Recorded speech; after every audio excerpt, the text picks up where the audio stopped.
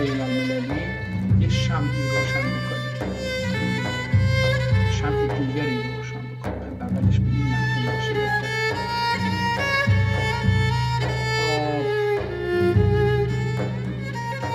با اجازه من دوباره میرم سراغ کتاب هایی که دیروز علم حال رو دیروز مطالعه کردیم، احکام و علم سلطان جهان. این رو اگر بشه بتونیم ببینیم که در مورد سیاست هستیم چه هست، خیلی جالب خواهد بود. ولی دیروز کتاب دیگری رو همین باز کرده بودیم. ببینیم که این کتاب چی هست. اول یه نگاه اجمالی به فیزیک کتاب، به وضعیت خود کتاب بندازیم، ببینیم که چه شکلی هستش. خب این صفحه اول کتاب رو، نه این صفحه اول کتاب نیست، بریم اینجا. اول اینجا رو میبینیم، ظاهرا کتاب باز شده، صفحه اول احتمالاً جلدش از بین رفته در یه طرف. بعد بسم الله الرحمن الرحیم. کتاب ظاهرا آسیب دیده، یه مقداری آب رفته، مشخصه اینجا یه مقدار آب رفته، هم در شیرازه کتاب میشه دید و هم در اطراف. این علائم نشون میده که کتاب یه مقدار رطوبت کشیده. اینجا هم همینطور میبینیم که بعد میبینیم که تقریبا این رنگ قرمز از بین رفته. بعد جا هم آسیب بیشتری دیده. این کتاب اسمش احکام علم سلطان جهان. در سال 1000 اینجا نوشته، در بالا نوشته که 1199 قمری نوشته شده. حالا اینجا یه چیزی هم هستش، معلوم نیست چی هستش. خیلی اگه این صفحه باشه خیلی صفحه زیادی داره. اینجا 400 ولی اینجا نشون PDF 426 صفحه داره. یعنی حدوداً اگر در هر صفحه یک صفحه، این یک صفحه است، در هر صفحه PDF هم یک صفحه داره. یعنی این کتاب دین باشه. ولی اینجا می‌بینید که 20426، احتمالاً این 20 اشتباهی افتاده، این 426 صفحه درسته. حالا کتاب رو داریم می‌بینیم، بخش‌های قرمز که با رنگ قرمز نوشته شده یه مقدار چیز از بین رفته. فاصله سطرها نسبت به هم خیلی کم هست. فاصله لغت‌ها نسبت به هم میشه گفتش که بهتره. این کتاب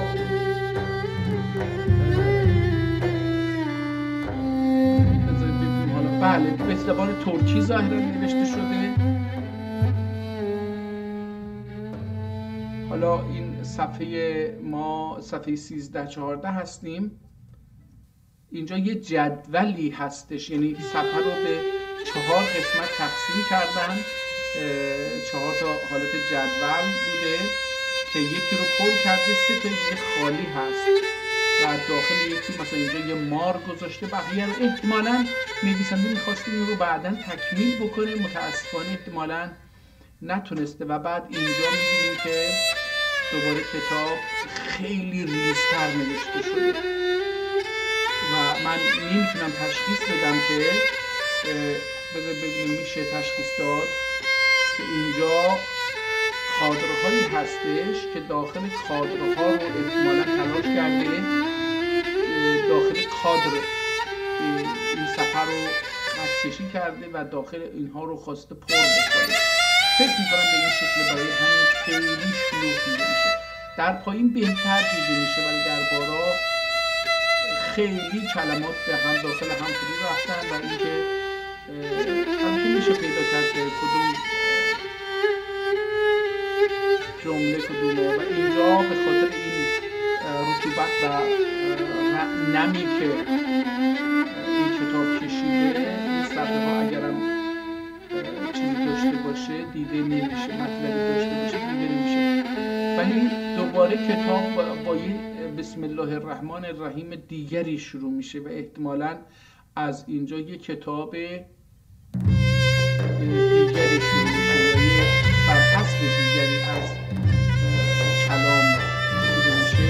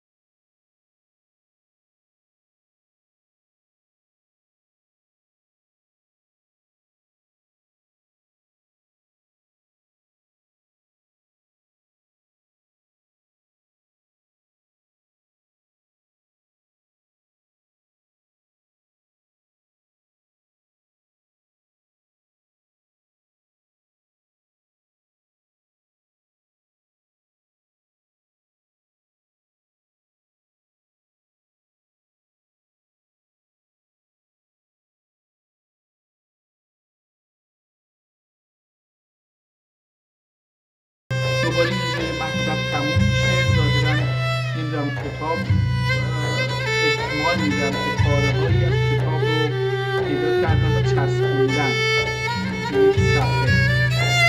دوباره همینطور میبینیم که پاره‌هایی از کتاب رو چسبوندن، یعنی یه تعدادی از صفحات کتاب احتمالاً اینجا رو نگاه کنید که یه پاره هستش اینجا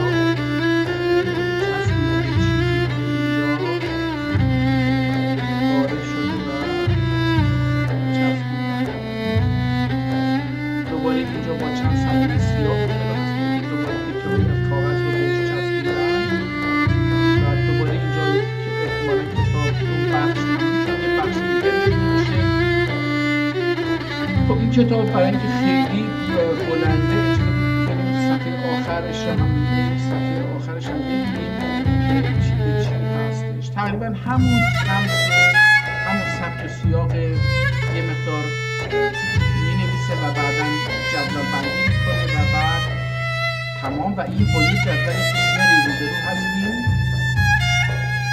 که احتمالاً یک نوع دعا باشه، برگردیم اول کتاب ببینیم که چی داره میگه. اینجا یه تاریخ نوشته 1399. اینجا احتمالاً سطرها رو نوشته یا نمیدونم چی نوشته اینجا. بسم الله الرحمن الرحیم. الحمد لله الذی خلق الارض و السماوات وزینها بالکواکب الثوابت او السیار منازل یعلم بها عدد السنین و حساب الاوقات. خب در نگاه دینی و فلسفی گذشته مسلمان‌ها این بوده که انسان اشرف مخلوقات هستش و تمامی موجودات و سیارات برای رفاه انسان، برای خدمت انسان خلق شده. این نگاه انسان در گذشته و خودش رو مرکز دنیا حساب می‌کرد. مرکز نه اینکه دنیا، تمامی کائنات، تمامی موجودات برای انسان خلق شده. در نتیجه میگه که الحمدلله الذی خلق الارض و السماوات و زینها بالکواکب الثوابت او السیار. شکر خدا که زمین و آسمان ها را، زمین و آسمان ها، این زمین ها رو جمع نمی‌بند و زینت و اونها رو و زینه ها خلق خلقت رو با کواکب ثابت و سیار در حرکت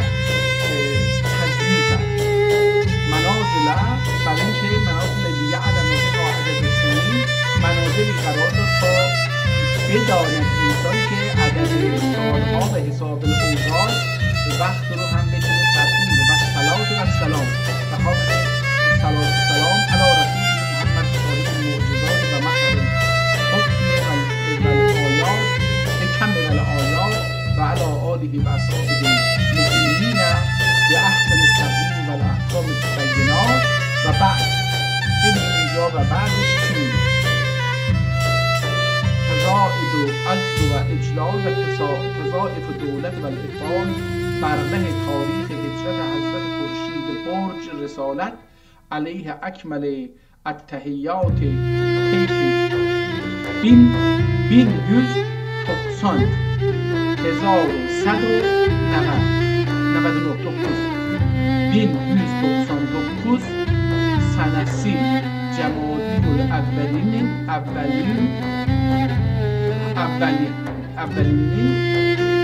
به حسب روم. حالا تاریخ رومیش هم نیست، یعنی تاریخ میلادی، ببخشید، به حسب رویت توقفزبینجی احد کلونی طلوع شمسیدن 2 ساعت 26 دقیقه مرورنده. حالا اینجا دیگه من اینها رو به حسب رویت اول سنین به حسب رویت توقفزینجی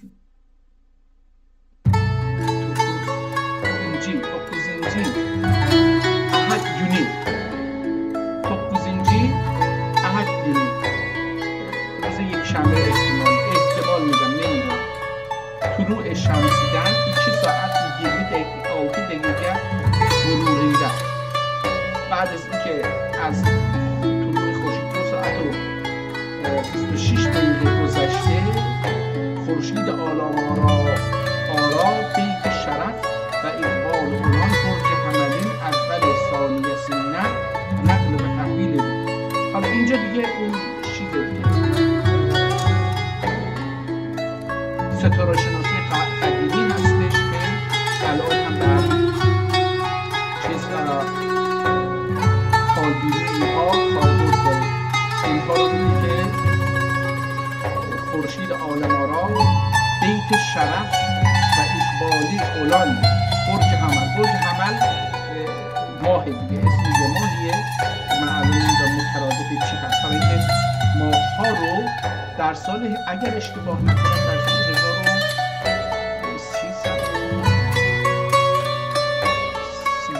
1313 اگر اشتباه نکنم، ممکن اشتباه کنم، این رو من در سال 2012 این رو رفتم تو بایگانی مجلس شورای ملی اون زمان و در آنلاین هست بود اون زمان و این رو پیدا کردم که یه تاریخی درست کردم و تاریخ‌های قدیمی ترکی رو تبدیلش کردم به تاریخ جدیدی که امروزه فروردین بهش خرداد گفته میشه. و اونجا دیگه ماه‌ها رو درش تغییر دادن و این چیزی که الان بهش فروردین بهش میگیم گذاشتن. میگه که برج حمل برج اقبال و شرف بوده. وقتی که خورشید به اینجا رسید اول ثانیه سنه نقل به تحویل دو ثانیه اولش رسید، تصانی دین و نهار و نوروز سلطانی فرخنده فال و اول سال خجسته معاد مرور. اول سال بوده فروردین، اول فروردین احتمال میدن اینجوری که داره میگه که نوروز سلطانی بوده که فرخنده فال و اول سال خجسته معاد مرور. جعل الله تعالی میمونن، خدا اون رو میمونش بکنه. میمون دوستان به من ممنون هم میگیم، میمون هم میگیم، این به معنی که شاد قرار بوده، خوب قرار بوده. مبارکن علی کافة المؤمنین و عامة المسلمین خصوصا علی اعظم السلاطین و افخم الخوابین. حالا این اسم شاه رو میخواد بگه، اعظم السلاطین و افخم الخوابین، خاقان برین و البحرین، خادم الحرمین المحترمین، مالک رجال الامم، مولا ملوک العرب و العجم، خلیفة الله المعظم، صاحب سیف و القلم، المظفر المحض و الغالب المطلق، ذو الله تعالی و حجت الحق، متن السعادة و الاقبال الشر العظمه. العظمت و الجلال ناصر اهل العدل و الاحسان فاضل اهل البغي و الطغیان ناشر الامان بین الاهل ایمان و مؤید به تأیید ملک المستعان. حالا این همین که صفات شاه رو سلطان رو شمرده میگه از سلطان ابن سلطان ابن سلطان ابن سلطان عبدالحمید خان، احتمالا همین عبدالحمید خان اخیر هستش، ابن سلطان احمد خان ابن سلطان محمد خان لا زالت سموش سعادته طالعتن من مطالع العز و الاقبال و نزول سلطنته تا ساطعة من اوج العلا و الاحلال به عنایت الله ملک الکبیر المتعال. این دیگه عربی، هنوز عربی چند کلمه عربی ترکی نوشت. بعد رسید به عربی بریم صفحه بعد می‌بینیم که بالاخره اینجا یه چیزی به قرمز نوشته که خوندنش سخته. حالا این میتونم بخونم فی الاحکام و العلم عند الله الملک العزیز العلام ما یشاء الله فإن و ما لم یشاء لم یکن. حال حضرت سلطان جهان باعث. حالا به هر حال اسم شاه رو گفت. سلطان گفتش که در عصر سلطان عبدالحمید خان کتاب رو نوشته. حالا اینجا آقای قرمز هم یه چیزی نوشته که نمیشه خون. ببینیم حالا النوبه آفتاب عالمتاب معال کتاب و اون بیت هادی اشر. ظاهرا باید ترکی باشه ولی هنوز داره هادی اشر، بیت هادی اشر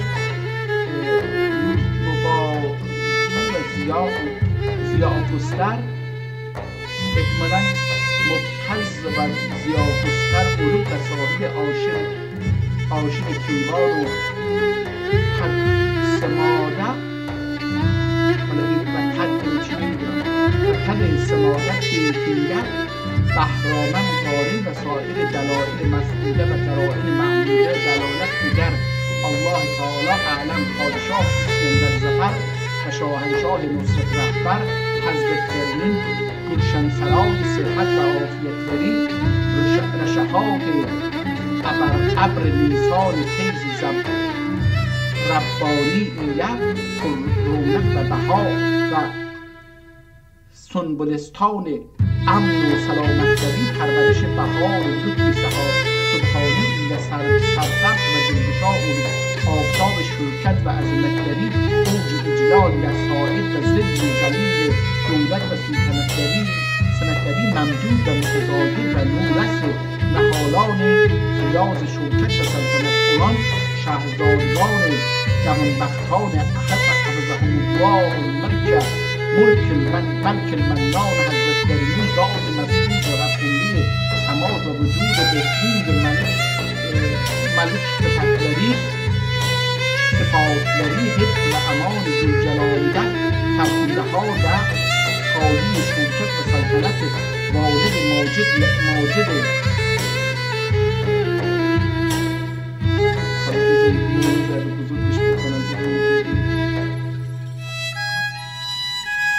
والد ماجد احتمالاً کثیر من میخونم کثیر مجامد عالی شالرنده عز و سعادت و اجلال ایله مبتهج و مسرور البال علم لرنه و انتها امتال ازیام همایون لبی بالبرجیه بالبریه احتمالاً باشه بالبریه طالعینده و انتهای طالع و ولادت همایون لبی به تصویت طالعینده میر توبه و توبیه تصدیسا ناظر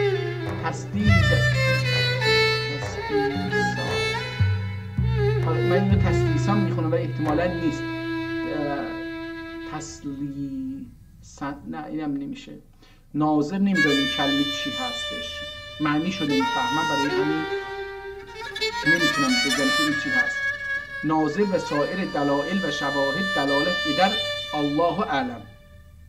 نیر اعظم سپهر سلطنت همایونلری، برج شرف اقبالگه تابان و کوکب دری دولت سعادت مکرونلری، دایره ارتفاع عظمت.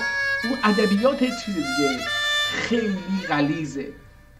عظمت درخشان المغلق، اشعه عالم شمول مرحمت و شفقتلری، مفارق فرق عالمیان ازره، ممدود و سایه رعفت و عدالتلری، بیغایه و نامحدود المغلق، ضد ذلیل عنایت عزت غایت و سایه همایون نامی عاطفت لریندن و وزرای عظام و علمای ذو احترام و مقربان. حالا ذو احترام اینجا مثلا یه خ افتاده، نقطه افتاده، معلومه که ذو احترام نمیشه. و مقربان کرام سیر زلال خوشگوار احسان. حالا اینا رو دیگه بریم ببینیم که یکی دو صفحه بریم پایین‌تر ببینیم که چی میشه بالاخره. سعادت لریله، صفا و حضور و انواع سروری و مسرور الملرینه و همت بلندی تخمت. حالا اینجا یک کلمه از بین رفته. تعمیر قلاع و بلاد و سد ثغور و محافظه سواد و دفع و رفع خائنان و اهل عناد و اجرای عدل و داد روزنه مطلوب قلوب. این سوگنه یعنی چی؟ نمیدونم.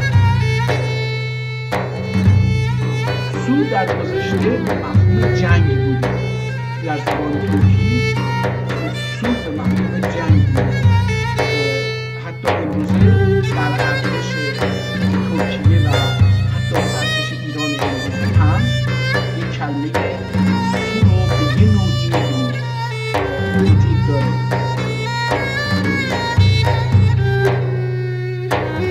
حالا من دقیقا نمیتونم یه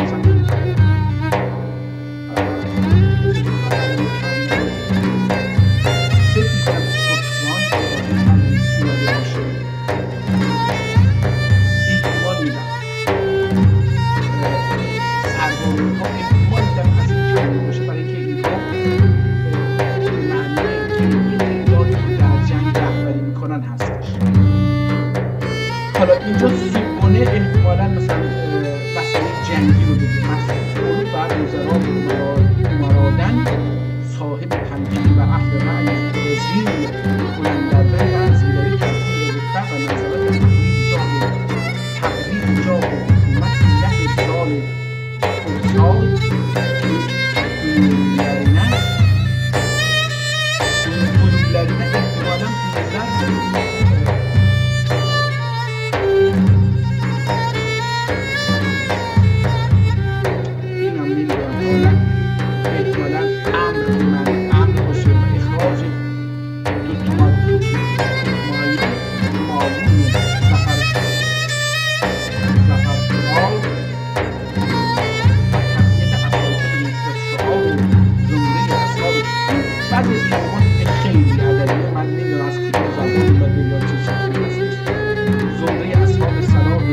مظهر عنایت و مکارم و معاصر معاصرلری قلوب، ارباب فضل و هنردن،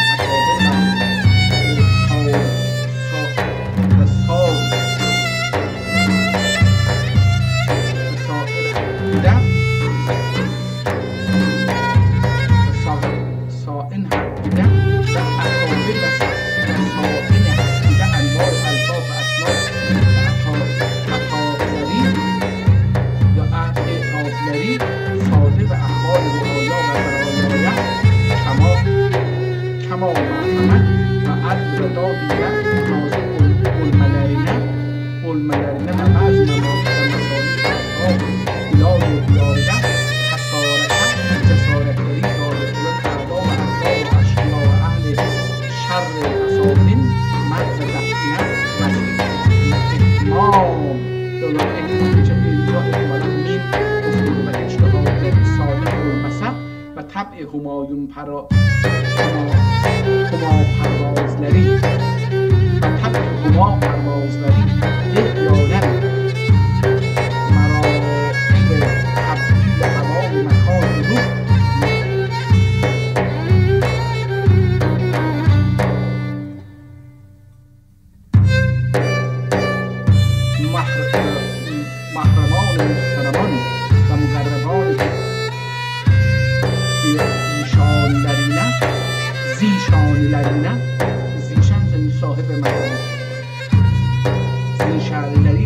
طریق معروف فردوس نشاندنی، تشکیل گروه ایام سعادت انجام دهی، همواره بهجت و مسرت و سیر دریا و کنار و تماشای باغ گلزار دیگر.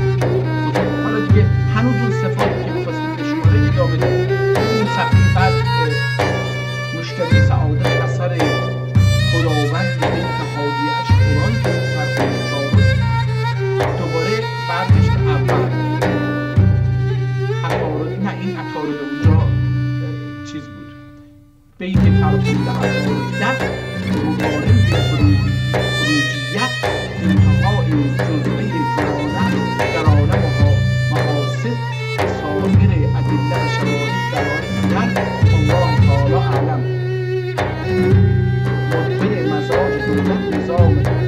مدبر مزاج دولت نظام ملک ملت وزیر اعظم انقمت حضرت برلین قص خاتم وزارت دولت و تاج سیادت فلان ذات مطارم صفات و وجود معالی سماطلری زینت افزای ایمانخانه صحت و عافیت و رونق بخشای بارگاه امن و سلامت علوم اوقات فائز البرکات لری تمهید قواعد سلطنت و تشیید معاقد دولت و تجدید ارباب فساد خیانت و توعید اصحاب ظلم و شقاوت و بسط بساط رعایت رعیت و ربط و ضبط اموال امور عسکر و مملکت و تدبیر مهمات ظفر و نصرت و توفیر لوازمات و مقاومت خصوصی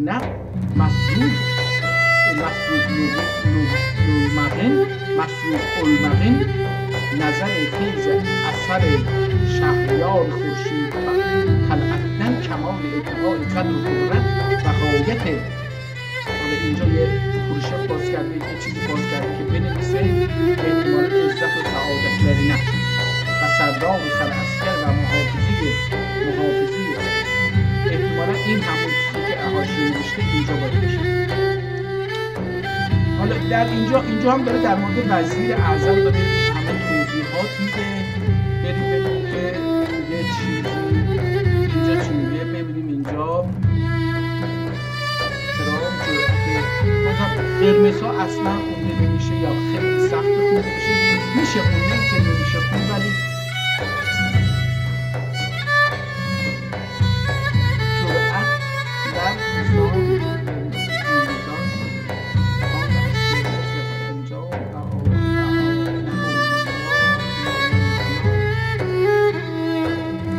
مریخ بیت آشیده مریخ بیت آشیده صاحب آشیه مقارن و زهره زهرایت تربیعاً ناظر و رأس مجاسد بلونمت دلالت بدن الله اعلم بمرائی کرام و سران سپاه طاعت فرجام. حالا دیگه دوباره رفتیم این ادبیات دیگه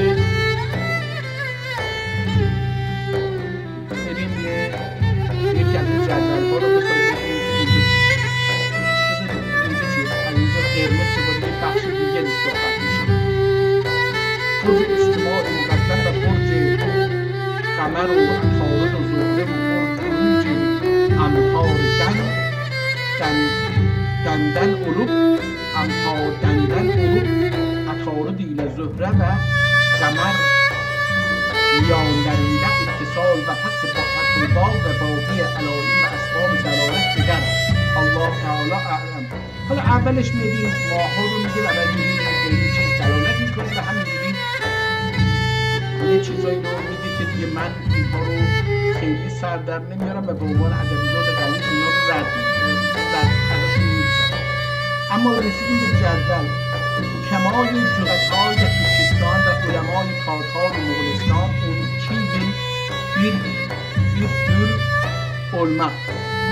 bir dövlə olmaq 12 il bir dövlə olmaq zəmilə hər bir yılı bir heyvan ismiyle nişan edip o heyvanı kul ve hisaletine müşabih birkaç kelime ahkam beyan eylemişlerdir. Bu sal xeyr mealidir mezburun altıncı yılı olup lisanlarınca yılan ve زبان فارسیده مار yerler.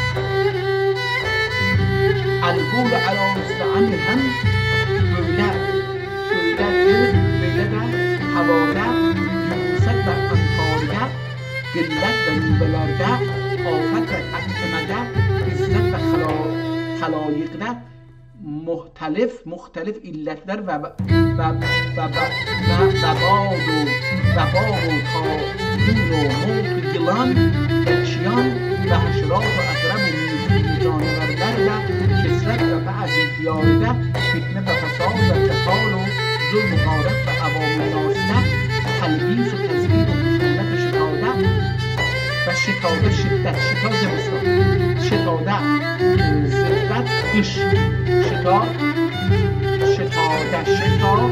یعنی قش در فصل زمستان شدت علم علمده bu yılın evvelinde vücuda kalan mevludun lisani fiiline muvafık olmuyor. Müzri ve bedkiş ve tenha رو ایرانیش olar و سلطنته تولد دیدن بچه‌دار و طعنه‌خوار و چینه‌دار و زیانخوار olar. آخرینده توان بدعهد و قتال و ترشرو درشت سخن olar. والله اعلم. حالا اومده میگه بر اساس این ماها مثلا اومد گفتش که هر کس در این ماه متولد بشه این صفات رو گفتش که علمای چغتای و ترکستان و علمای تاتار و مغولستان سال رو به 12 یه دوری سلسله 12 گانه تقسیم کردن و برای هر کدوم یه اسم حیوانی رو گذاشتن و صفات اون حیوان رو برای اون سال شمردن و گفتن که انسان‌هایی که در این سال در اون ماه مثلا در اون سال مثلا اسمش چی اینجا گفت گیلان، یعنی به فارسی هم گفتش که مار میگن، زبان فارسیده مار ورلن. در سال مار متولد بشن اینها حواسشون به هر حال اخلاقشون بد اینجوری. بعد دیگه اینجا اومد مار رو نوشت و دیگه چیزها رو نمیبینیم، بقیه جدول رو نمیبینیم. مثلا اینجا خالیه، اینجا مار رو نوشت. حالا مثلا چیه باید اینجا یه چیزایی رو مینوشت که ننوشت. نوروز سلطانیدن جمادی آخر، حالا اینجا آخریدن جمادی اول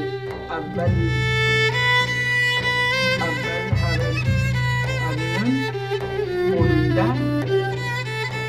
حالا این قرمز ها اصلا قابل خوندن نیست.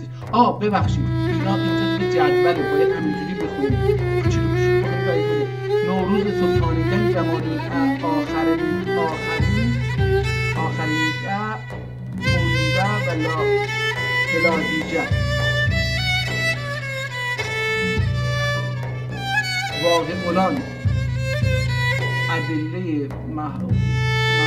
وجودیت دلالت در الله تعالی اعلم.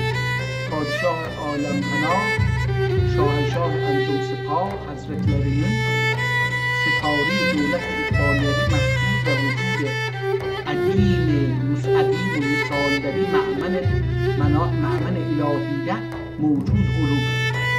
حالا این داخل کادر یک این که دیدیم اومده این سفر رو به 4 تا کادر تقسیم کرده و حالا در هر کادری درباره یه چیزی صحبت می‌کنه.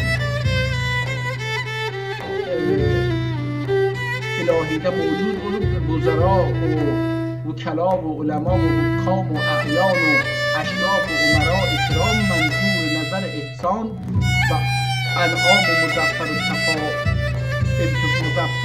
مظهر الالتفات و نوازش و اکرام و الملرنه و محرمان و خامان حرم ازدیاد عزت و سعادت ایله خندان و خرم الملرنه حالا اینجا چیه دوباره نمیدونم، تصویر شمس با زحل،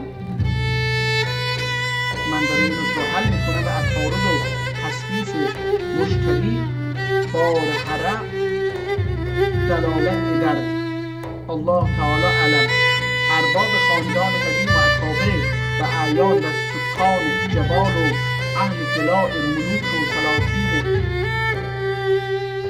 نظامیدن مشاهده عنایت و مرحمت وجود میان اکابر در صلح و مودت و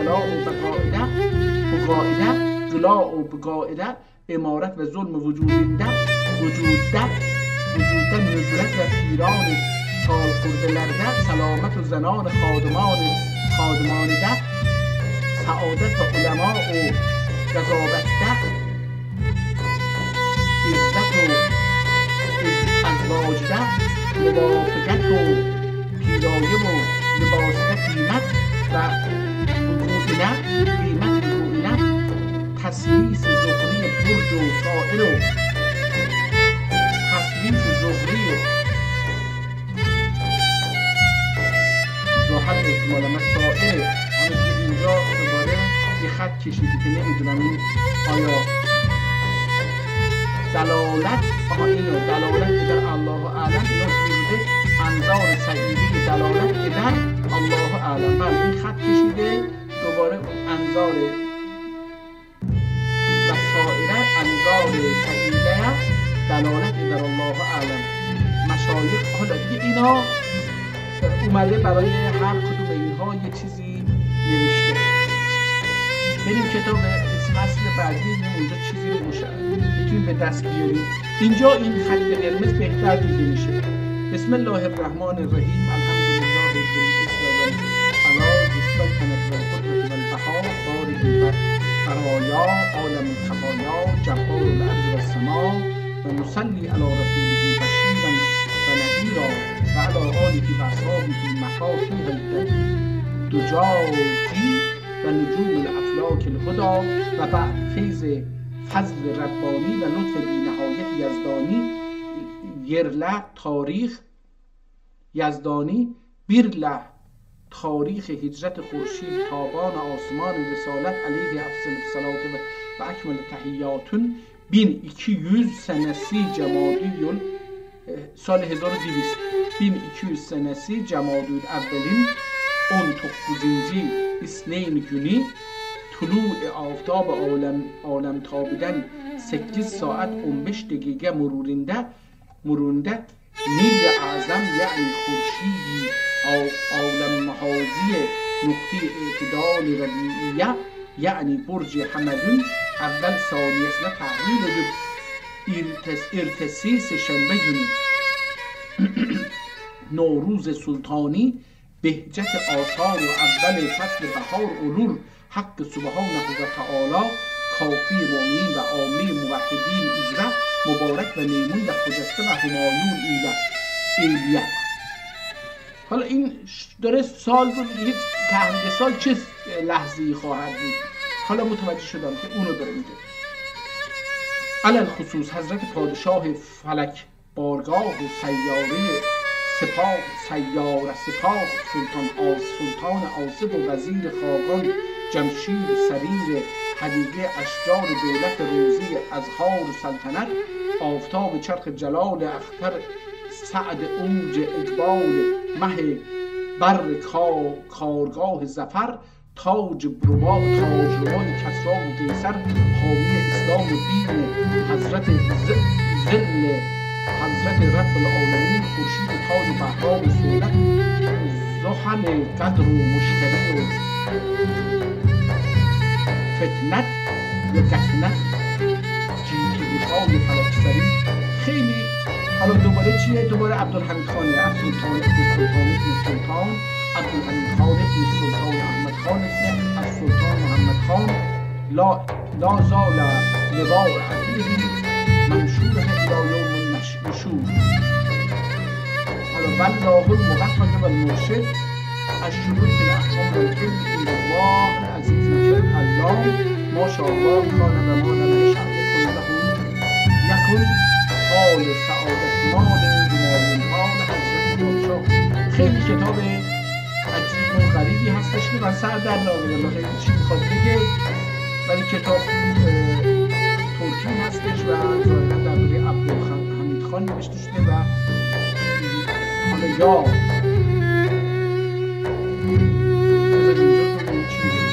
حال امرای کرام، جرأت اعتصام و میران و اسکر اساطیر ظفر انجام، اعانهم الله الی یوم القیامه. فصل بهارگر مربع از این کتاب بگذاریم. من این کتاب کلا تخصصی و من چیزی ازش سر در نیاوردم، آخرش این دوباره با همین چیزها تموم میشه. سفرین اون ikisinden nurize varınca muhit azmanda seyran üzere ittisal ve insiraf eden اجرام. حالا اینا دیگه از این کتاب بگذاریم. بریم این کتاب دیگه باز بکنیم. حالا که امروز علم حقایق ببینیم چی هست. علم حقایق هم جدیداً نوشته شده. اینجا میگه که در سال 1103 نوشته شده، 1003 قمری، یعنی حدود 443 سال پیش این کتاب در 118 صفحه نوشته شده. اگر اولش رو نگاه بکنیم، این نقاشی به نظرم روی آب نیست، یه نقاشی دیگری هستش که احتمالاً به رنگ زیتونی بوده ولی از بین رفته. کتاب رو در حالت افقی عکس کردن. این بالا حاشیه چیز کتاب هستش، شیرازه کتاب هست و این پایین صفحات کتاب هست که ورق می‌زنیم. و اینجا کتاب رو باز کرده. حالا ما از بالای کتاب رو می‌بینیم. هازا کتاب علم و حقایق. این یک کتاب اسم کتاب هستش، کتاب علم و حقایق. هازا کتاب علم و حقایق، کتاب الحاج عبدالفریده. برمیگردیم رو می‌خونیم که چی هست. همینجوری ببینیم دوباره اینجا خیلی ریز نوشته شده. و حالا یکی از دوستان چند روز پیش صحبت می‌کردیم که در ترکیه کتاب در زمینه زمین‌شناسی رو ترجمه کرده از عثمانی به زبان فارسی و ترکی امروزی ترکیه، یعنی لاتین ترکیه ترکی ترجمه کرده و چاپ کرده این کتاب رو. میگفت که خط ترکی در دوره عثمانی 3 نوعه. یکی خط دیوانیه، یعنی دولت، اونایی که در ارکان دولت می‌کردن باید اون خط استاندارد می‌نوشتن. اینو خیلی راحت قابل خوندن هست. یکی این خطی که افراد خودشون می‌نوشتن، هر کسی یه دستخطی داشت. خوندن این بسیار بسیار سخته. از یه اسمی هم که الان ذهنم نیست که بگم اسم اون خط چی نیست. یه خطی که اصلا می‌دادم نیست چیه جالب. حالا دوباره از این می‌پرسم یا اون کتابش رو اگر مقدمه احتمالاً توضیح داد از اینجا براتون میگم که اون خطا چی هستش. حالا ظاهراً این خط جزو اون خطایی که دیواری نیست، دستی نویسه و بر اساس چیزی که خود شخص نوشته.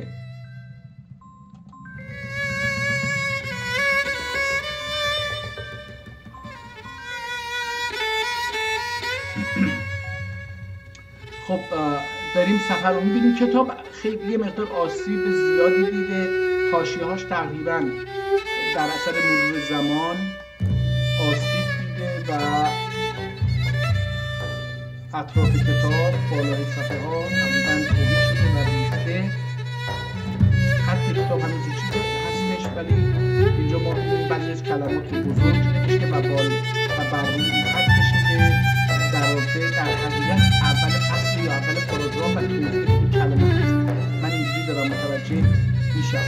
این کتاب در 118 صفحه نوشته شده و اینجا در 59 صفحه PDF می‌بینیم برای اینکه تو صفحه رو در PDF به عنوان یک صفحه نشون میده. کتاب حاشیه نویسی هم شده ما در این صفحه حدوداً 11 چند تا حاشیه نویسی می‌بینیم، در همونطور 13 و اینها هم حاشیه نویسی می‌بینیم. یعنی در اصل اینا 13 نمیشه، در کتاب میشه مثلا 26 25 اینا. خب بریم آخر کتاب رو هم همینجوری به سرعت این رو ورق بزنیم. این حاشیه ها هستش. خب کتاب‌های قدیمی حاشیه داشت دیگه، که از علائمی که میشه کتاب‌های قدیمی رو از کتاب‌های جدید تشخیص داد اینه که کتاب‌های قدیمی جای سفید بیشتری میداد برای خواننده که خواننده نظر خودش رو یا نظرات دیگری رو که در اون می‌بینه رو نقد می‌کنه یا قبول می‌کنه یا توضیح میده، اینها رو در کنار در حاشیه مطلب بنویسه و خواننده بعدی هم یا خود اون آدم وقتی مراجعه می‌کنه دوباره به یادش بیاد که در اینجا مثلا 3 4 5 تا نظر بوده یا نظر قبول کرده یا رد کرده. اینجا تموم میشه و کتاب دومی شروع میشه که امیدواریم بتونیم همینجوری پیداش بکنیم.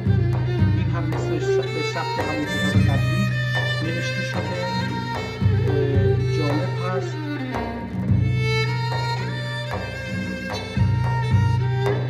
باز هم در اینجا ما می‌بینیم که سطرها به هم خیلی نزدیکن، و کلمه ها هم خیلی به هم نزدیکن، ولی احتمال میدم که من بتونم این رو بخونم.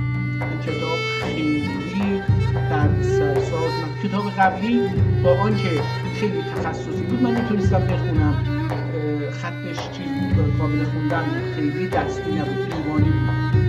معلوم هم بود که برای دیوان نوشتم، ولی جدول ها رو خب برای دیوانم نوشته باشن خیلی سخت نوشته بودن. دوباره اینجا این کتاب تموم میشه. بله کتاب تموم شد. حالا برگردیم و ببینیم کتاب چی میگه. ما الان حدود 50 دقیقه است که با این کتاب ها سر و کله میزنیم. من اینو بزرگش میکنم که بتونیم ببینیم اینجا چی نوشته. هازا کتاب و علم حقایق، کتاب علم حقایق، کتاب الحاج عبدالله فرمانده، سنه 1404. حالا اینجا اون کتاب الحاج عبدالله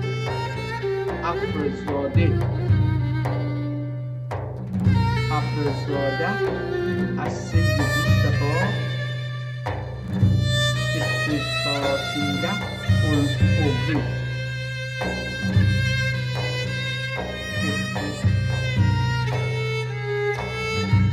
نمیدونم چی هستش. اغری سهیله 1244 این آدم این کتاب رو 1244 یا 64 احتمالاً 6 باشه این کتاب رو چیز کرده. امانت اولان کتاب چی هستش اینجا که کسانی که این کتاب رو به امانت گرفتن و خوندن اینجا لیستی ازشون هست. خیلی جالبه اینجا روی کتاب می نوشتن که کسی این کتاب رو به امانت گرفت. حالا خود کتاب رو از اول می‌بینیم. هازا کتاب اون قسمت رو نویسنده ننوشته، اون قسمت رو کتابخونه نوشته، یک جایی که این کتاب رو نگه داشته بودن اون نوشته بود. حالا اینجا خود نویسنده میاد شروع می‌کنه هازا کتاب علم حقایق، هازا کتاب علم حقایق، در بالا نقطه گذاشته و اینجا بدون نقطه نوشته حقایق. الحاج عبدالله افندینی. اینجوری من دارم میگم. بسم الله الرحمن الرحیم. الحمدلله رب العالمین و الصلاة و السلام. حالا داره اینجا از ویرگول استفاده میکنه. ویرگول یه مقدار بزرگه ولی خب داره استفاده میکنه. الحمدلله رب العالمین و الصلاة و السلام علی سید الخلق محمد و آله و صحبه اجمعین. اما بعد محب العلماء و خادم الفقراء یزدی اغری احمد بیجانه رحمت الله علیهما سبب تحریر رساله اردو کی؟ حالا یه آدمی به نام یزدی اغری احمد بیجان، شاید هم بیجان باشه نمیگه، میگه این احمد بیجان yazıcı oğlu Ahmed Beycan sebep tahrir Risale oldu ki yani şud ki bir gün mutali'i mesnuat ederken garib hükülme bu düştü ki alemde bazı acayip sünni cem eyleyim.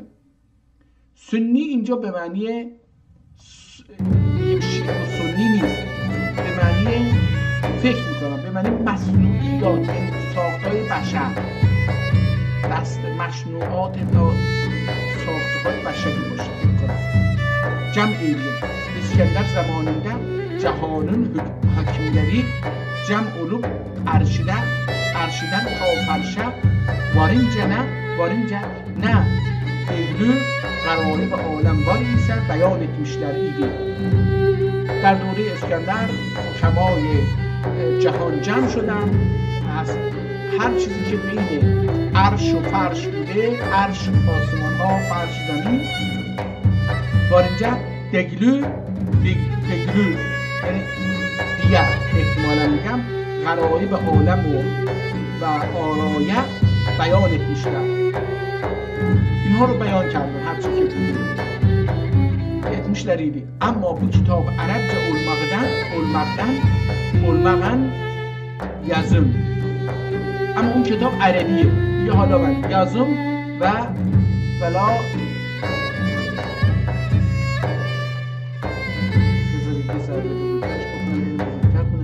vilayetimiz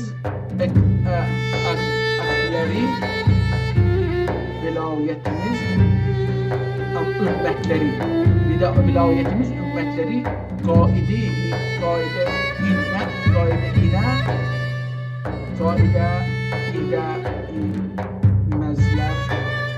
kaide inmezler indi. Şeyhim Sultan-ı Meşayih Kutbul Muhakkikin Hacı Mir Amin Oğlu himmetinde bu kitabı bir yere cem etti. Ümid vardır ki okuna. Ümid vardır ki okuna ve Beycan duada unutmayalım. خدا رحمت بکنه این بیجان رو که سبب این کتاب شد نور به قبرش میباره و جاش جنت بشه انشاءالله تعالی.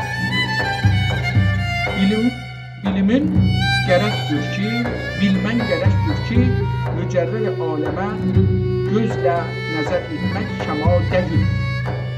میگه تنها با این چشم نگاه کردن به دنیا و درک دنیا کافی نیست، کمال نیستش.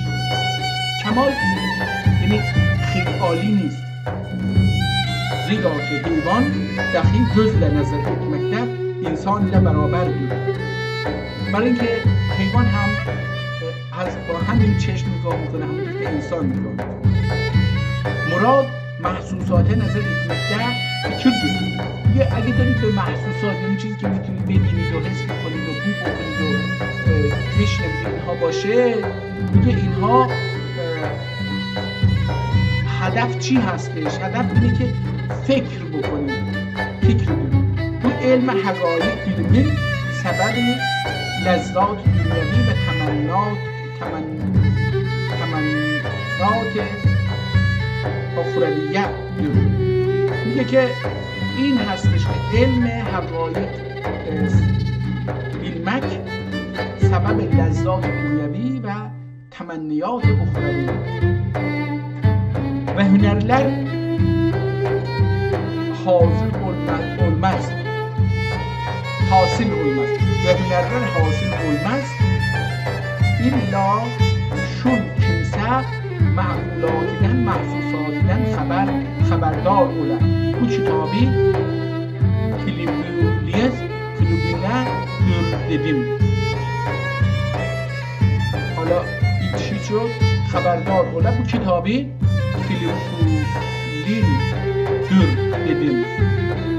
اسم این کتاب رو کلوبین احتمالا میگه. کلوبین گör dedim.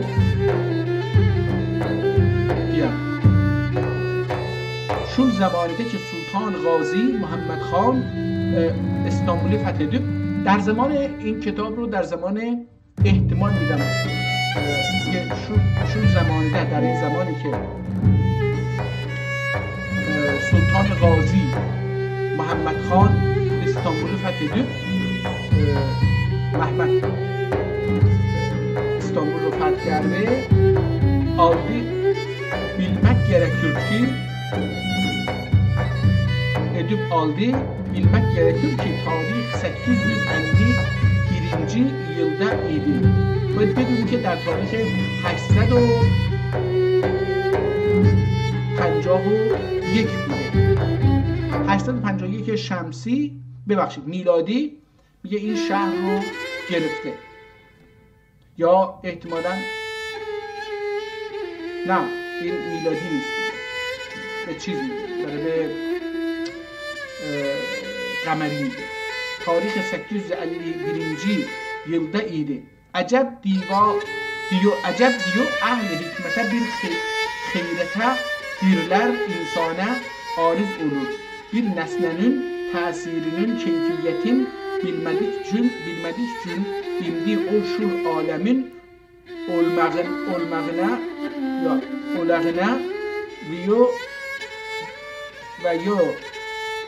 diyor küne nazar ile diyor lakin nazar ile ve dahi köküller kim dönür hareketlerin ihtilafına nazar ile kim değer. حالا این دستخط بعضی جاها رو نمیتونم بخونم یا با چیز آشنا نیستم. کی بدون، حالا اینجا دیگر کی بدون یه چیزی هستش اینجا که نمیتونم. هم یه همائل کی بدون و kimi همائل کی بدون و kimi tulab ki büdür ve gelen lehin dür kasr turudur yana nazar ile tur dağına nazar ile ve dahi yıldızlara nazar ile. حالا اینجا اینا میشه دوباره برگشت و خون و اینا فهمید که اینجا این گل که لحک چی میشه، مثلا اینجا آیا این نقطه هست چی هست، اینها رو دور کسر تور دغنeye nazar ile ve dahi yıldızlara nazar ile kim her birinin menşerlekleri ve meşrikleri ve mağribleri necə müxtəlifdir, اوقات aləm müxtəlif olmaqla mənazil muhtəbdə به حسب müqeyyət necə seyr edərlər və daxil göklər surətinə nəzər ilə kimi qızıl, kimi ağ və kimi altun, kimi qızıl, kimi ağ və kimi altun ve kimi gümüş ve kimi yakut ve kimi incir suretinde ve dahi şemsün dördüncü kökler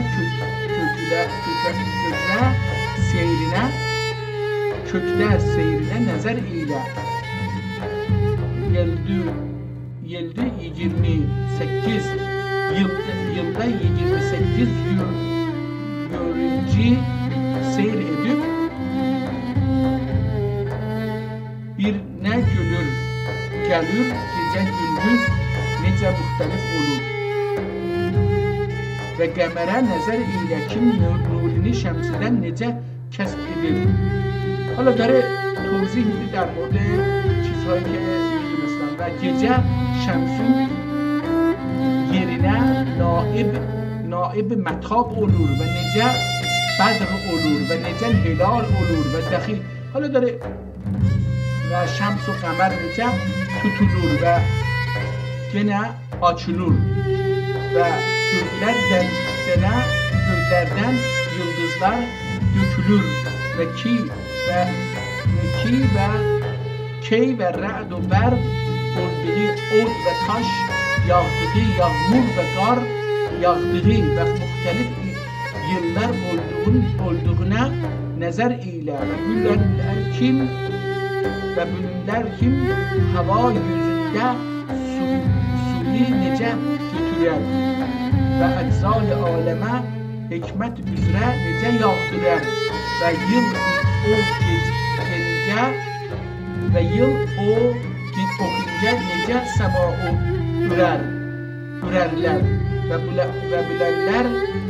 bulenlerden getiriler ve bunlardan getiriler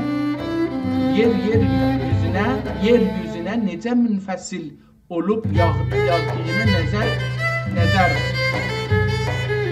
eğer getiriler birin cem olup yıktılar yeryüzünü. حالا اینا دیگه من مثلا نون اینا رو دو نقطه میخونم احتمالا تک نقطه باشه. حالا اقتلر yüzünü ve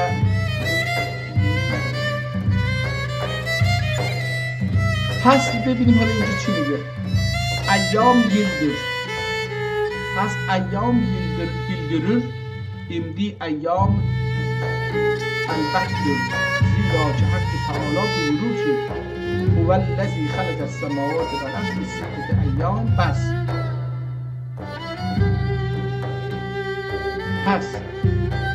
سبع سماوات مراتب مسنوعات şun bilin ki حق تعالی bir günün maddi arzi bir günde maddi arzi yer teri ve bir günde cemiye yeryüzünün suretini yırttı ve bir günde kökleri maddesini yırttı ve bir günde dahi kökeblerin suretini yırttı ve iki günün dahi cemiye dağları yırttı. Yarattı.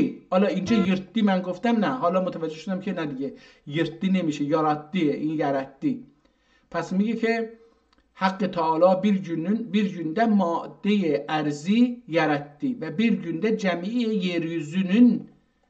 yeryüzünün suretini yarattı. همونطور گفتم اگر صدا گذاری میشد یا استاندارد میشد یا اعراب گذاشته میشد بهتر میشد خوند. ولی به هر حال کتاب قابل خوندن هست با اینکه خیلی دستیه و انحصار به این دستخط منحصرا توسط نویسنده نوشته شده، خوندنش سخته. ولی خب اگر یه 10 صفحه این کتاب رو آدم بخونه چشمش و عقلش به این کلمات عادت میکنه و میتونه چرخش قلم ایشون رو برای نوشتن حروف رو و صداها رو تشخیص بده و بعد میشه اون کلماتی رو که اول کتاب نمیشه خوند رو دوباره برگشت و به راحتی خوند. و bir günde gökleri maddesin yarattı ve bir günde dahi göklerin suretin yarattı ve iki günün dahi cemiye dağları yarattı ve yıldızları yarattı ve nüfusu yarattı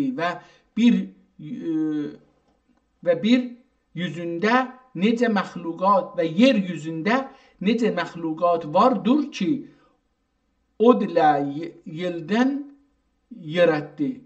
odla yelden yarattı. بعضی از مخلوقات میگه وجود داره در روی زمین که اونها رو از جنس آب و آتش خلق کرد. bir neçesini yel ile sudan yarattı. چند تا از این مخلوقات رو از هوا و آب خلق کرد yarattı و bir neçesini su ile topraktan بعضی ها رو از خاک و آب آفرید yarattı. اول مخلوقات جماداتی yarattı. اول مخلوقات جماداتی yarattı. آندن sonra معادن آندن sonra نباتات آندن sonra حیوانات آندن sonra انسانی yarattı. حالا اینجوری داره یه چیز بوده دیگه.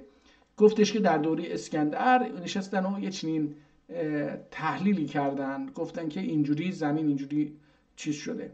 البته اینجا استناد میکنه به فیلسوفان، ولی حالا یهودی ها در کتابهاشون یه چیزی رو گفتن، بعد همون گفته ها اومد به طور خلاصه در مسیحیت و وارد اسلام هم شد. حالا این یه فصل بود. فصل دیگر فصل bilmek gerektir موجودات خارجیه içiye müngesimdir. چی شد؟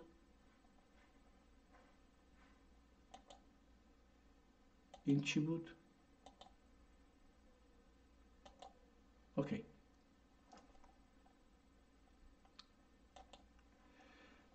حالا فصل bilmek gerektir موجودات خارجیه içiye müngesimdir. Biri budur ki budur asla dranın hakikatin ve suretin bilmez. Biri budur ki asla این چه هستش؟ خط من فکر می‌کردم خطه ولی این چه؟ biri budur ki asla yazanın hakikatin ve suretin bilmez. Arş gibi و کرسی gibi. حالا این یزانون یعنی چی نمیدونم. این یزانون حقیقتین و صورتین بیلمز حالا دو تا ز گذاشته. عرش gibi و کرسی، این به احتمالاً هستش اینجوری شده عرش gibi کرسی gibi و ملک و جنی و انسان gibi. Bunların asla bilmez ve biri budur ki bilavz ve onu kim görmek ile bilavz. Bilavz yani میفهمیم جمعه. biri budur ki bilavz میفهمیم میدانیم ve onu kim görmek ile bilavz. Gökleri bilavz, yıldızları ve dahi dövrəndekiləri və yerləri biləviz. Tağları və buxarla və məadinlə və nəbatlə və heyvanla və dəxi yerlərlə göklər arasında غن یلوز biləviz. حالا نگاه این یه لهجه خاصی هم هستش. حالا مثلا ما biləviz رو در یه جاهایی همینجوری میگن، ولی این در کجا نوشته شده یه بخشی از کلمات به لهجه اونجا هستش.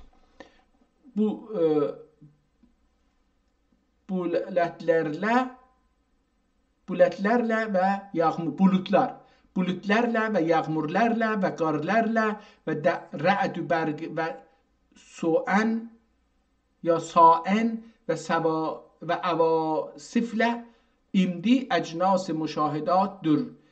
Bunlardan hiçbirisi hikmet ter hareket eylemez.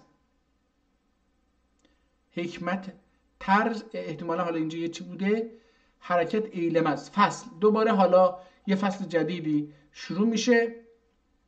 اینجا خط به نظرم بهتر از اون بالایی میشه. بذار ببینیم چی میگه. فصل hükema iş buna vardırlar ki به این رسیدن که فلک جسم بسیطdir, کروی شکلdir, مشتملdir و سطحی müteharrikdir. Evvel vesat üzerinde felek ne hafif ve ne sakildir ve ne hardır ve ne bariddir ve ne rütebdir. Rütebdir yani mertub ve ne yabistir. Rütebdir ve yabistir. Ol ki kök yeşil zeberceddendir ihtimalen. İkinci gök yağutiden, üçüncü gök kızıl yağutiden, dördüncü gök ak gümüştü. Beşinci gök kızıl altından, altıncı gök ak incüden, yedinci gök Ağ nuriden cem'isi kurevi şekildir. Muhitdir bazisini hatta cemi'i kök vahid radnası vahiddir. Adnasi kem enane yagindir. Felek gemerdir. Anden yıgar ve felek etarüddür. Anden yıgar ve felek zühredir. Anden yıgar ve felek şemsdür. Anden yıgar ve felek مریخدür. Anden yıgar. این یگار به معنی چی هستش؟ من یخماق به معنی یخماق هستش یا جمع کردن هستش نمیدونم. و فلک زهلدر آندن یگار و فلک سبابدندر سبابدر آندن یگار و فلک اعظمدر هر فلکün مکانی واردر آندن متحرکدر آندن انتقال eylemez ve felek harekati asre harekatıdır. İlmi hendesi de şöyle sabit oldu ki bir seker durat ayağın kaldırıp bir seker bir sekerdir. Sabit oldu kim? Bir sekerdir. Ben این seker چی هست نمیدونم. At ayağın kaldırıp gene koyunca arş 9000 mil seyreder. حالا این یک کتابی در گذشته هم طبیعی شبیه یه چنین چیزایی رو خونده بودیم ولی این نبود. خب بریم یه صفحه دیگر هم بخونیم و این کتاب رو هم تموم بکنیم. با موضوعش تقریبا آشنا شدیم که بیشتر داره بر مورد فصل مثل چیز هست دوستان، مثل موضوع جدید، پاراگراف جدید با موضوع جدید. و جبرائیل meleklerdendir. Ana eminül vahy derler ve hazilül kuds ruhul emin ve ruhul kudüs derler. Yani میگن و ناموس اکبر درler. ناموس اکبر هم میگن به جبرائیل و طاووس ملائکه در و 600 گنادی واردور. حالا من دوباره این رو نمیدونم در خواب میدن یا چی. نگاه کنید مثلا میگه یه ملائکه هستش مثلا همین رو الان داره همینجا میبینه. من این رو میگم شاید در خواب میدیدم یا داشتم فکرشو میکردم. این روحانی هایی که اومدن داستان ها رو بافتن که حضرت محمد یا حضرت عیسی و موسی و بقیه چیزی در این مورد نگفتن، اینا رو روحانی ها برای اینکه عظمت الله رو نشون بدن گفتن آقا ایشون یه جبرئیلی خلق کرده که 600 تا بال داره. به چه درد میخوره این 600 تا بال اگه قراره که قدرت داشته باشه؟ حالا این بالها به چه عظمتی نگاه کنید. میگه ملائکه دور و 600 گنادی var. 600 تا بال داره. vardır. Gecen birbiri helak etmek. Etmek dile helak eder. و مقامی کرسیدür.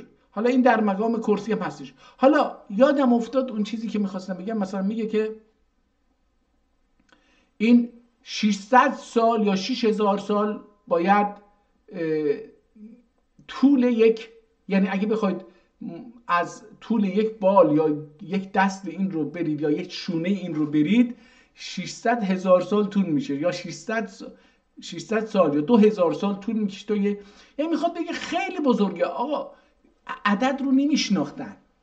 حالا داشتم فکر میکردم شاید منظورش همین مثلا کهکشان ها بوده، مثلا یه چنین چیزی رو نمیدونستم. با اعداد همینجوری بازی میکردن. یه چیزی بگیم خداوند خیلی بزرگه، بعد جبرئیلش 600 تا بال داره و هر بالش مثلا نمیدونم چند صد سال طول میکشه که این رو بپیمایه یه انسان یا با یه اسب و اینا. خیلی عجیب این چیزها رو گفتن. حالا فصل بعد میگه ازرائیل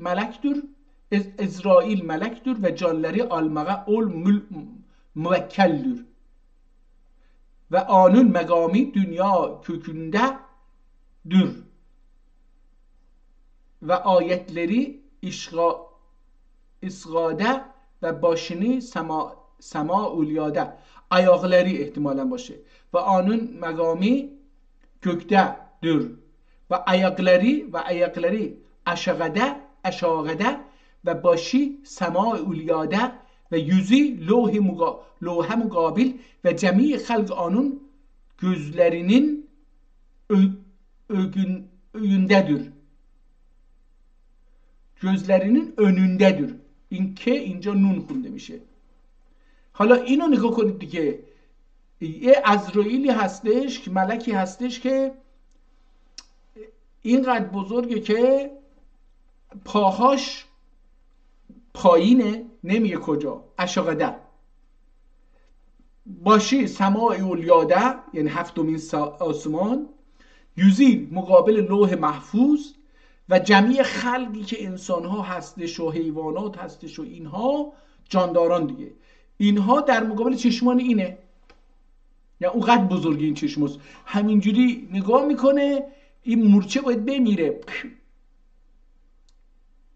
این مثلا یه نفر پاشو میذاره 10,000 تا مورچه رو میکشه، این 10,000 تا رو میبینه اینا رو میکشه، در همون زمان مثلا میلیون ها چیز دیگر هم باید بکشه. فصل کروبیون ملکدür.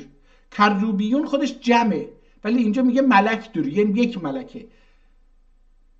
قدسدür، قدسی هستش، درler قدسدür derler میگن که قدسی هستش. İltifatlerin yoktur. İltifatlerin yoktur. Gayrullah müstakirlerdir cemaliyle kemaliyle. حالا دیگه از اینها بگذاریم ببینیم حالا تا اینجا اومدن این حکمات چه چیزی گفتن. این چهارشنبه، دوشنبه، سه شنبه، ببینیم این در مورد این شنبه ها چی گفته. میگه که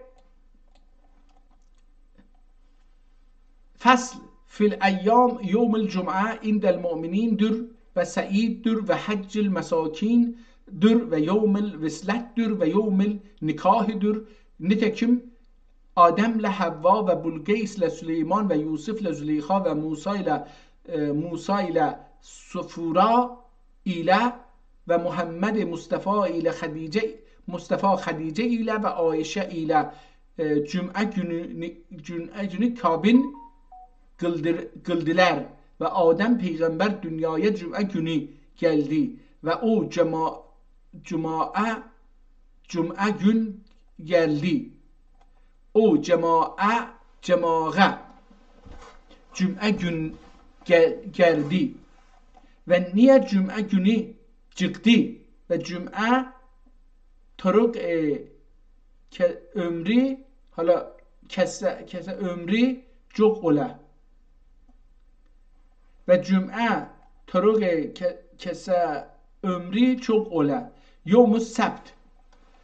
Sabt دوستان از یهودیت اومده وارد عربی شده، به نظرم اینجوری میشه.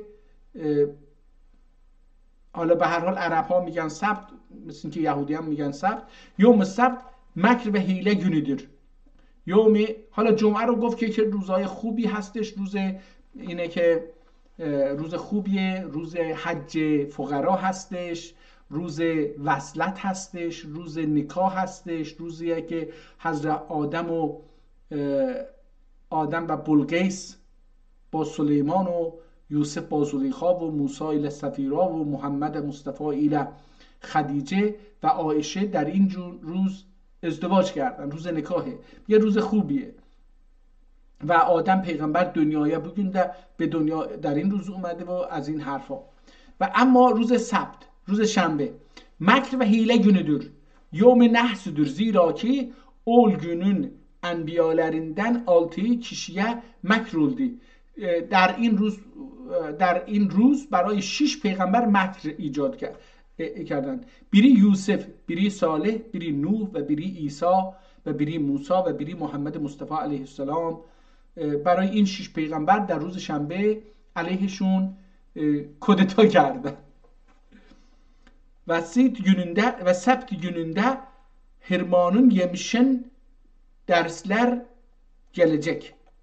Yıl ve yevmiye ve sebt günü nice geçerse gene sebt gününe dekin öylece gece. میگه اگر روز شنبه هر کسی هر جوری بگذره بقیه هفته مثل اون میگذره.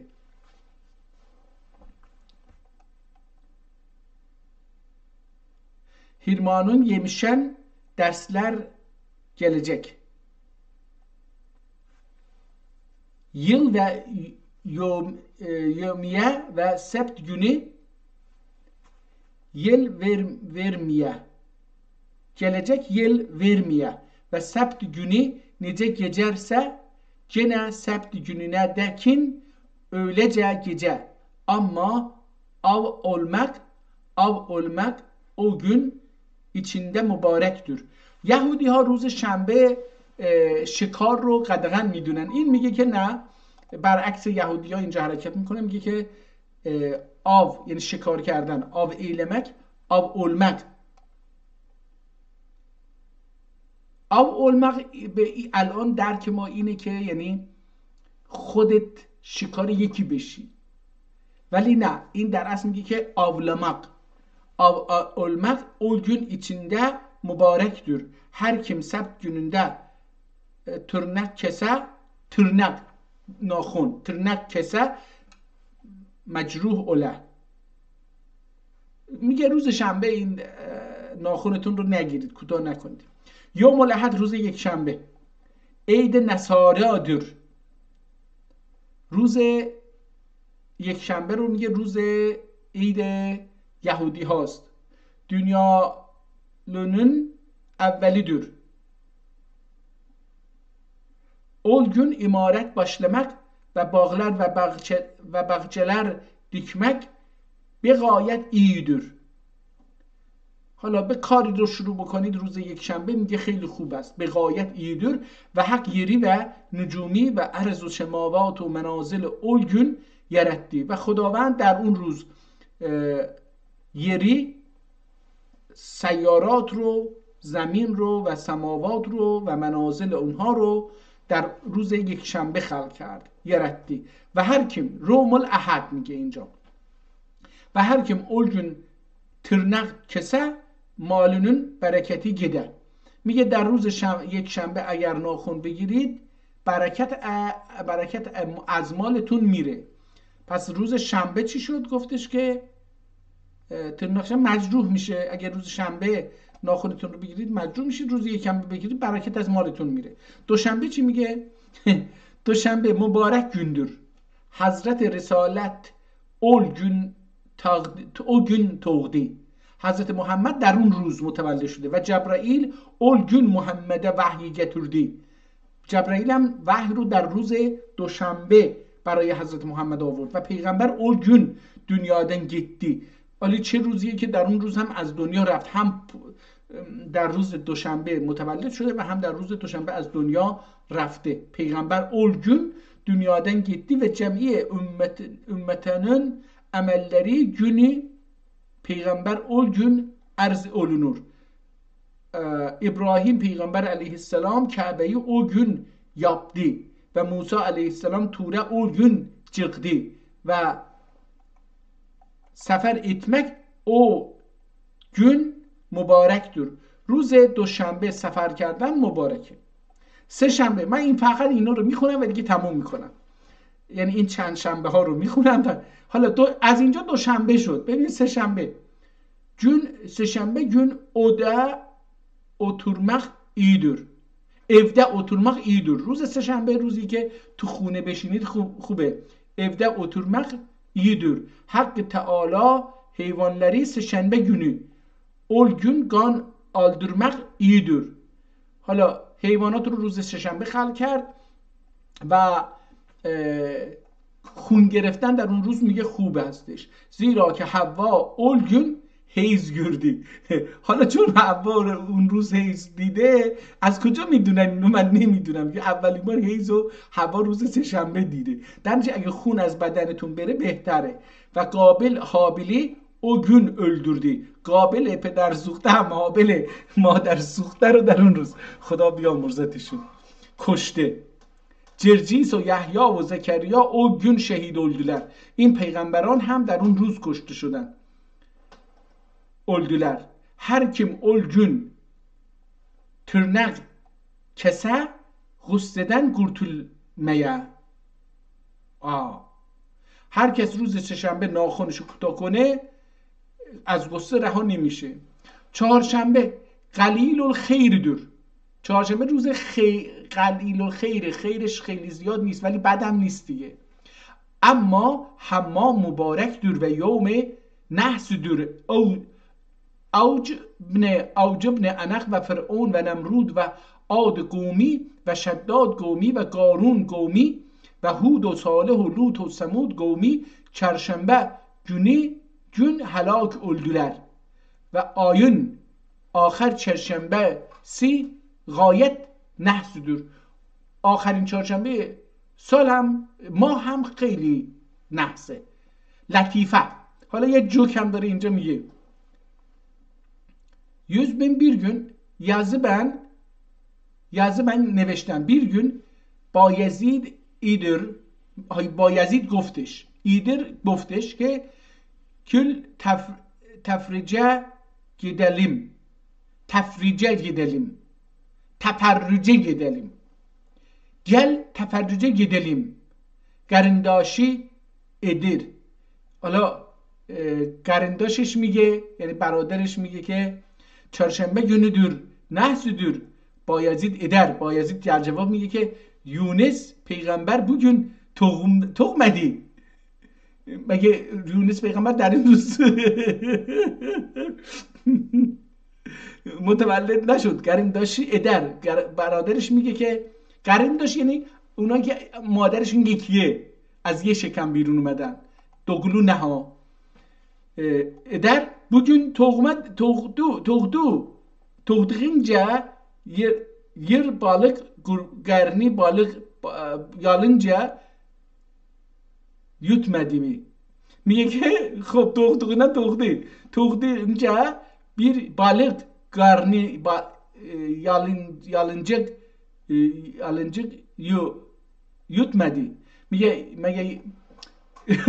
میگه که در این روز یعنی چهارشنبه متولد شد این پیغمبر. چی بود اسمش؟ یونس. میگه ولی بیچاره رو مگه یه ماهی گورتش نداد رفت تو شکم یه ماهی. بایزید ادر یوسف علیه السلام bugün توغمدی می. میگه در یوسف علیه السلام در این روز متولد نشد. گرنداش ادر برادرش میگه اسیر olup zindana çekmedi mi? زندان çekmedi mi? میگه اسیر شد و به زندان نیفتاد مگه؟ بایزید eder ابراهیم پیغمبر bugün وحی gelmedi mi? آیا به ابراهیم پیغمبر در این روز وحی نشد؟ برادرش گرنداشی ادر میگه ازو دال این من جمله گویوب ازو وال این. حالا اینو ازو دال این من جمله منجلغه ازو دال این منجلغه قیوب اتمدی. اسم احتمالا یه این چیه؟ یه آدمی این رو منجندیق گذاشته و پرتاب کردن داخل آتش دیگه. بایزید در محمد مصطفی علیه السلام یوم اختراده nice kafirleri helak etmedi. Gerindaşı eder ol gün zahmet sefer çekmedi mi? Malum oldu ki yevm nehsüdür. Hala دیگه اما ol gün ot ekmek, o ekmek mübarektir. Zira Hak Teala enhar ve uyuni o gün yarattı. Penşembe mübarektir. Hak Teala nuri ve nari ve cenneti ve cehennemi penşembe günü yarattı ve hacet günüdür. Ve fetih günüdür. Muhammed Mustafa aleyhisselam Mekke o gün fethiledi. Mekke'yi o gün fethiledi ve Yusuf aleyhisselam Mısır'ı o fethetti. Ve Yusuf aleyhisselam Mısır'a o gün padişah oldu ve Yakub Yusuf ile aleyhisselam o gün buluştular ve İsmail peygamber o gün dünyaya geldi. حالا kim o gün, حالا اینجا هم یک چیزی هستش نمیتونم بخونم. kim gün tırnak kesse, her kim o gün tırnak kesse renci gider, şefa bule, ama hecamet mübarek değildir. خب این کتاب رو با اینکه با این خط نوشته شده میشه خوند و من هم تونستم بخونم. یک چند تا ایراد این ور اون ور داشتم، ولی خب به هر حال به نظرم کتاب جالبی هستش، میشه خوند. حالا چقدر میتونیم به اینها بحر فارس چی هستش، بذارید ببینیم کتاب در مورد بحر فارس چی میگه. Ağzı iki gemesinin arasındadır. Hala Bahri Fars mübarek zikridir. 6 ay meşrikten mağribe agar. 6 ay مغربden مشرقه agar. ببینید دروغ ها رو دیگه متوجه میشیم دیگه در اینجا. بحر فارس، بحر به معنی دریا هستش. خب میگه بحر فارس مبارک ذکرdir یا مبارک دگزdir. مبارک denizdir. ببخشید. بحر فارس مبارک denizdir. یک دریای مبارکی هست. 6 ماه از مشرقden مغربه اگر 6 ماه از شرق به غرب جریان مییابه، جاری میشه. 6 ay مغربden مشرقه اگر 6 ماه هم از مغرب به مشرق میره. اینجوری میگه. adalarının aqiq و انواع یواقیت olur. adalarında یعنی در جزیره های اون دریا adalarında aqiq ve انواع یواقیت olur ve altın ve gümüş ve demir و بگر و آتی otlar iken. حالا این حیوانات هم اگه اونجا دارن چیز میکنن، علف میخورن، جغدور و اول denizde 2 girdab vardır. حالا در این دریا 2 تا girdab وجود داره، vardır. Giden kimler çıkmaz. هر کسی اونجا بره دیگه نمیتونه بیاد برون، هلاک olur. Galur ve bir adasının adı لشکالوس'dur. یه اسم جزیره هستش به نام لشکالوس. اهلی yalıncık yürür. اهالی اونجا بدون کفش yalıncık yürür، راه میرن. مسکنlerinde altın gümüş çoktur. اونها در خونه هاشون حالا altın طلا gümüş هم میشه نقره، زیاد هست در خونه هاشون. الا بازرلری و دمریله دور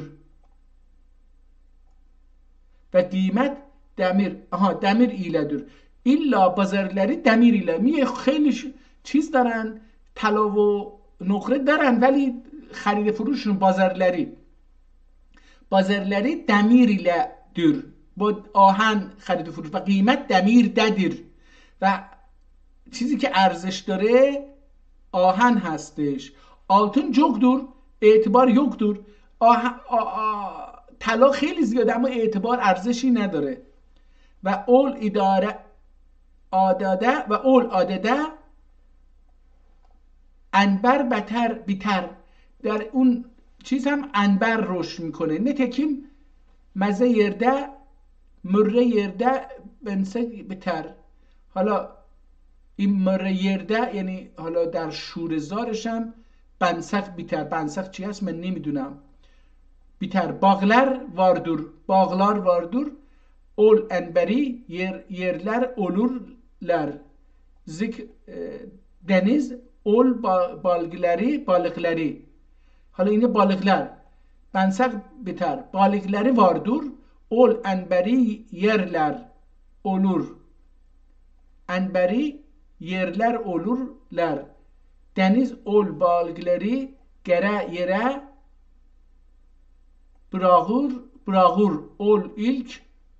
Ol ilin قومی واردور. حالا یه چیزایی در مورد این دریا گفتش که به نظر حالا به هر حال دیگه داستانه اینا خرافاتیه که به شکل علم داشتن در مورد سرزمین های دیگران میگفتن. در مورد هر چیزی داره حرف میزنه دیگه. در مورد عزرائیل و اسرافیل و نمیدونم اینا حرف زد، جبرائیل و اینا. حالا در مورد یه دریای سخن گفتش که اسمش فارسه و هیچ چیزی هم در موردش نگفت الا اینکه بفهمیم. حالا اینجا در مورد انجیرم یه چیزی میگه. انجیر ağacını zeytun suyuyla سوورمخ یعنی با آب زیتون بیاد برای درخت انجیر آب بدید. سوورسل انجیری dökülmeye. حالا انجیرش مثلا میرسه، کال نمیریزه. حالا دیگه از این حرفا که حالا غیر علمی هست یا علمی نیست نمیدونم. بریم صفحه آخر ببینیم یه چیزی در مورد این کتاب میتونیم پیدا بکنیم. ببینیم که فصل هادی عشر، حالا اینجا هم یه فصلی داشته فی صلت الرحم، اینم که در صله رحم هستش. رسول buyurmuştur رحم ارشده اصلmiştir. خب ببینیم اینجا کتاب چی میگه و اینجا دیگه تمومش بکنیم. میگه که جلدیce ancının سعی ede ve dahi atası öldükten sonra emmesini ve büyük garandaşını atesi yerine bela atesi ve anesi hakkın ne ve cehle riayet ederse onların hakkın dahi öyle riayet eder ve sözlerine muti ola. Hadiside gelmiştir ki büyük garandaş küçük garandaş üzerine hakkı atanın oğul üzerinde olan hakkı gibidir. Ve dahi kişiye gerektir ki gecen kendi akrabasından birisi yerde gol ya garvaş olmuş olsa satuni alıp azad eder. Garavaş ihtimalen اینجا یعنی گروواش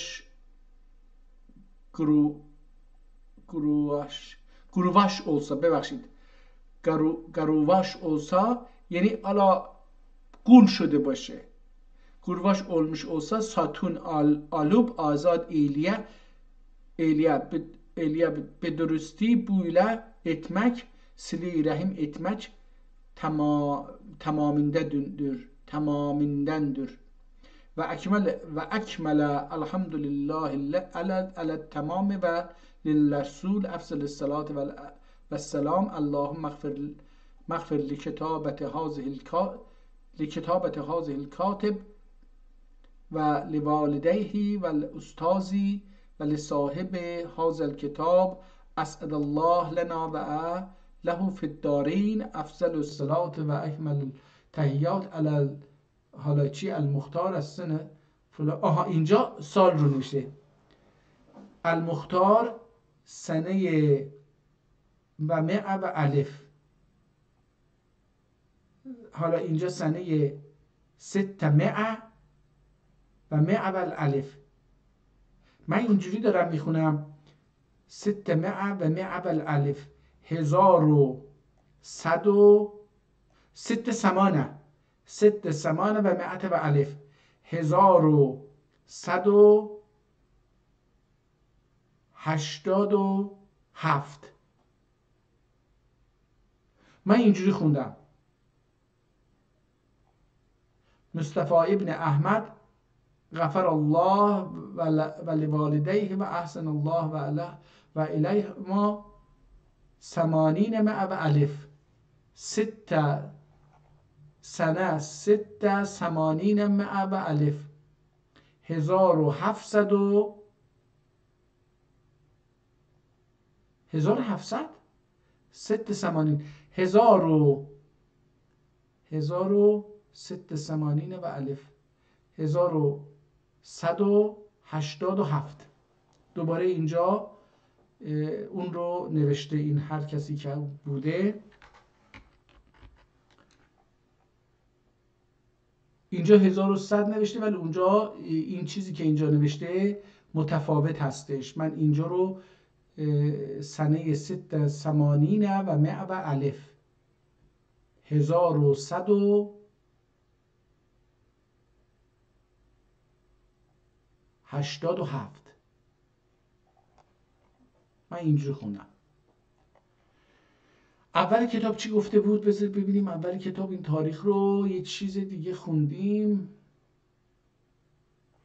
1267 64 اینجا این کتاب رو احتمالاً در این تاریخ خریده یا امانت گرفته اینها. فکر کنم اینجا هم یه چیزی خوندم اما یادم نیست. به هر حال دوستان خیلی طول کشید. جلسه حدود 144 دقیقه طول کشید. 2 کتاب خوندیم. من که لذت بردم. حالا کاری با دوستان ندارم، میدونم خسته کننده میشه برای دوستان، برای اینکه اونها اگرم بشینن گوش بکنن واقعا نمیدونم چقدر میتونن فایده ببرن، ولی خب به نظر من خیلی جالب هستش. اخیراً دیدم که دوستانی اومدن کتاب‌های قدیم رو دارن معرفی میکنن. این خیلی حرکت مبارکی هستش. امیدوارم که دوستان بیان این کار، خیلی کوتاه در عرض 1-2 دقیقه این کارو میکنن و این خیلی خوب هستش. کاش من هم بتونم خلاصه